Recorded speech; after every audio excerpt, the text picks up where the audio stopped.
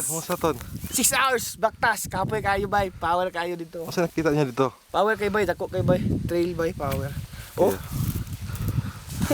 Ito? Rika. Ano si Rika? Hi, it was a very heartwarming experience. Yeah. Ay, kitang lad. Bay, tanaw bay, I do power. not wish to come back anymore. Yes. That was a very nice and sincere explanation, Rika. Welcome sa aking asyenda. Mo niya mong amo. Busing, starang busing. Ang asyenda na to. Musta, boss? Uwi pa.